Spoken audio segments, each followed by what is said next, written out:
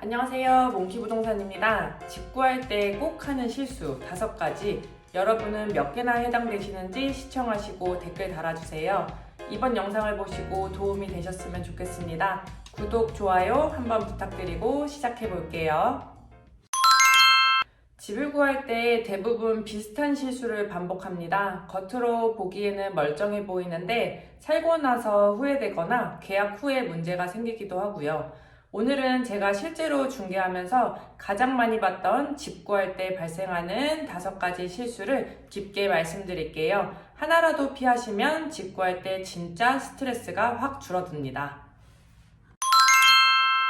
첫 번째는 많은 분들이 가장 많이 하시는 실수예요. 집이 예쁘니까, 인테리어가 새로 되어 있으니까, 넓어 보여서, 이런 이유로 바로 마음이 끌리는 경우죠. 근데 집은 결국 위치가 70%입니다.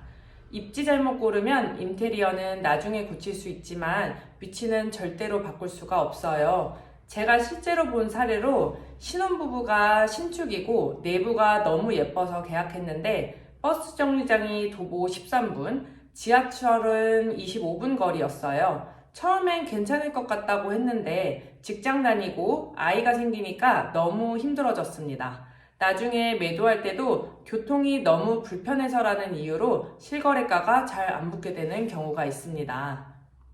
그래서 집 보러 가면 꼭 체크해야 할 것들이 있습니다. 자, 첫 번째는 학교 거리예요. 특히 초등학교 도보 10분 내, 신호등을 안 건너면 더 플러스 요인이 됩니다.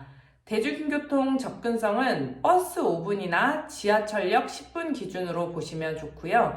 생활 인프라는 마트, 병원, 약국, 카페, 공원이 있는지 살펴보시면 좋고, 소음은 차도나 군부대, 철도, 공사 예정지, 그리고 위에 누가 사는지도 미리 체크해 보시면 좋아요. 향후 개발 계획 보시면 새 도로, 상권, 역세권 확장 당연히 플러스 요인이죠. 이걸 놓치면 집은 좋은데 살기 불편하다. 이 부조화 때문에 대부분 후회가 옵니다. 정리하면 예쁜 집보다 좋은 위치가 훨씬 오래 갑니다.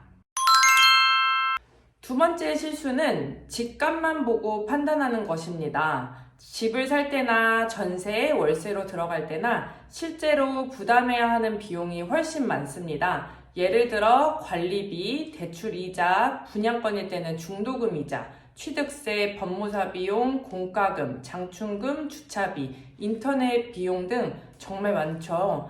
특히 관리비는 요즘 큰 단지일수록 4인에서 5인 가족 기준엔 겨울에는 40만원에서 50만원까지 나오기도 합니다.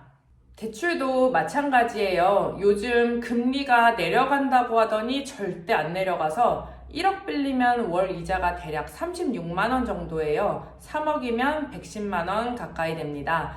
여기에 취득세도 무주택자분들도 몇백은 나가고요. 이 부분을 계산 안 하고 살 수 있겠네 했다가 살면서 계속 압박받는 경우가 정말 많아요. 집 구할 때는 집값이 아니라 내가 매달 내야 하는 총액을 먼저 계산해 보시는 게 가장 중요합니다.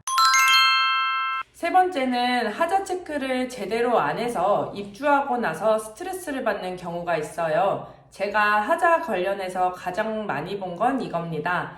곰팡이, 결로, 베란다, 배수 안 되는 부분, 변기 물 새는 것, 싱크대 배수 냄새, 창문 틀어짐, 장판 들뜸, 보일러 난방 불균형 등 이런 건 살기 시작하면 바로 체감되는 문제예요. 근데 집 보러 한 번 가서는 잘 안 보입니다. 그래서 꼭 체크해야 할 것들을 말씀드릴게요. 욕실에서는 변기 물 한번 내려보시고 세면대 배수 속도 한번 잘 보시고요. 주방에는 싱크대 냄새가 올라오는지 물 틀고 배수 소리 한번 확인해 보시고 창문은 열고 닫히는 게 잘 되는지 흔들림은 없는지 잘 확인해 보시고요.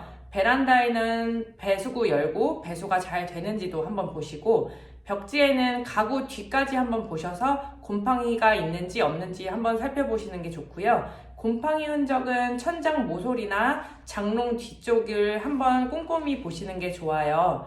특히 겨울 전에 이사 갈 때는 결로 반드시 확인하세요. 한 번 생기면 매년 생기고 냄새도 나고 스트레스 정말 많이 받을 거예요. 저도 예전 집이 결로가 심해가지고 스트레스 정말 많았어요. 하자 체크는 집이 예쁘고 안 예쁘고 보다는 실제로 살 때 느끼는 만족도를 좌우합니다. 네 번째 실수는 최근 시세만 보고 결정을 하시는 거예요. 요즘 오른대요. 지금 안 사면 늦어요. 여기 전세가 지금 부족하대요. 이런 말에 흔들려서 계약을 하는 경우가 많아요. 하지만 시세는 최근 3개월보다 앞으로 1, 2년이 더 중요합니다. 왜냐하면 가격은 입주 물량, 전세 수급, 규제, 금리, 공급 계획 이런 변수들에 따라 결정되기 때문이죠. 예를 들어 3개월 동안 계속 올랐던 지역인데 6개월 뒤에 2000세대 입주가 예정되어 있다. 그러면 전월세가 풀리면서 매매가도 내려갈 확률이 정말 높습니다. 반대로 조정기라 가격이 내려가고 있어도 3년 뒤에 역세권 신설 예정이나 대형 쇼핑몰 개발 예정이 있다면 회복 속도가 정말 빠를 수 있어요. 즉, 단기 변동은 그냥 소음입니다. 집은 미래 가치로 보시는 게 맞아요. 다섯 번째 실수는 서류 확인을 안 하는 것입니다. 사실 이 부분에서 피해가 가장 많이 생깁니다. 대표적으로 확인해야 할 것은 등기부등본, 갑구을구 한번 보셔야 되고요. 근저당 설정 여부, 가압류 가처분 있는지, 전세보증보험 가입 가능 여부 확인해 보셔야 되고, 집주인 신분 확인해 보셔야 돼요. 그리고 계약서 특약도 정말 중요합니다. 보통 이런 상황에서 문제가 생겨요. 전세금보다 근저당이 더 많은 경우, 상환 조건이면 상환 말소까지 처리되는 것 확인 꼭 하셔야 합니다.